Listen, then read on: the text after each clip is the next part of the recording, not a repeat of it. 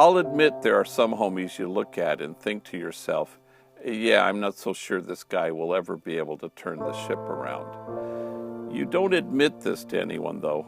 You keep it to yourself and hope that anyone, can alter course. People always surprise you.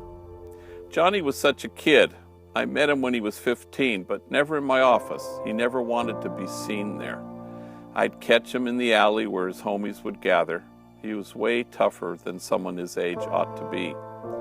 He had certainly put in work for his neighborhood, stuff that eventually landed him in juvenile hall, then probation camp, then youth authority, and finally prison. He walked out of there at 20 years old, yet still refused to set foot into Homeboy. But it takes what it takes. Johnny found himself tending to his mother, who was struck with pancreatic cancer. In the last 6 months of her life, I'd visit and watch how tenderly Johnny would attend to her every need. When she died, I buried her.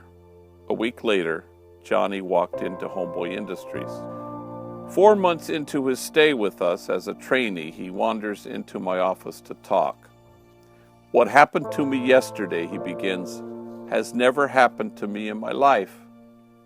He tells me that he was riding the LA Metro Gold Line train, which he caught at the Chinatown station, heading east after his day's work. Standing in front of him, hanging on the pole, was a gang member, a little older than Johnny, but with tattoos and medio pedo, a little bit drunk. Johnny was wearing a Homeboy t-shirt with the insignia and slogan, "Jobs Not Jails." The homie, still a little wobbly, looked closely at the shirt, then at Johnny. "You worked there?" he asked. Johnny, initially hesitant to engage the guy, nodded. "It any good?" the guy fired back, not belligerent, just persistent.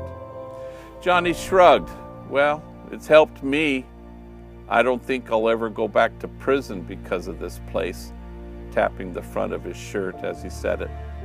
He fished a clean piece of paper from his pocket and located a pen from another. He wrote down the Homeboy address. He tells me, "I couldn't believe I knew it by heart." Johnny handed the note to the man. "Come see us," he said. "We'll help you." The guy hanging on the pole studied the piece of paper. "Thank you," he quietly replied. The train arrived at its next stop, and the guy got off. Johnny reclaimed his seat and looked around the train. "What happens next," he tells me, "has never happened to me in my whole life. Everyone on the train was looking at me. Everyone on the train was nodding at me. Everyone on the train was smiling at me."